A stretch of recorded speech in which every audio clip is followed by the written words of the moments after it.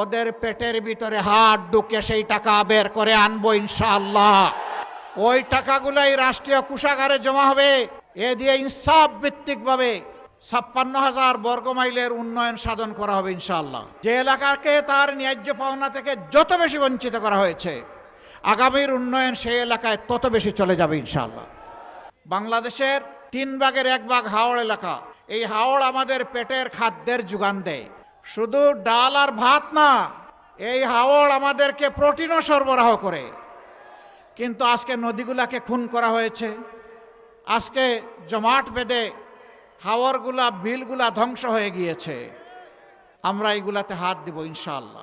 নদীর জীবন ফিরে আসলে বাংলাদেশের জীবন ফিরে আসবে ইনশাআল্লাহ। কাজেই নদী দিয়েই আমাদের উন্নয়নের সংস্কার ইনশাআল্লাহ শুরু হবে।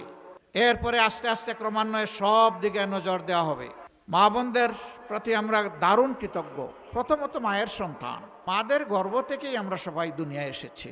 মায়ের বুকের দুধ খেয়ে বড় হয়েছি, মায়ের বুকের বিছানায় লালিত পালিত হয়েছি, মায়ের স্নেহ যত্ন আদরে ভালোবাসায় লেখাপড়া করেছি।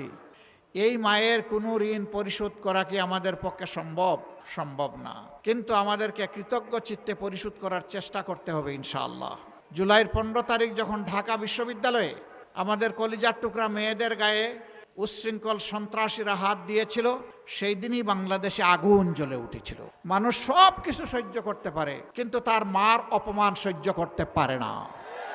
সমানভাবে তরুণদের সাথে তরুণীরা, যুবকদের সাথে যুবকেরা, ভাইয়ের সাথে বোনেরা, বাবার সাথে মায়েরা 24-এ যুদ্ধ করেছে।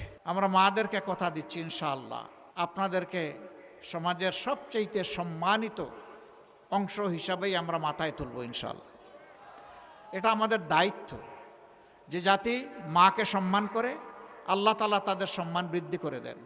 আর যে জাতি মায়ের সম্মান রাখতে পারে না, আল্লাহ তাআলা তাদের সম্মান উঠিয়ে নেন, এরা অপমানিত হয়। Next level, well done, side by side, free.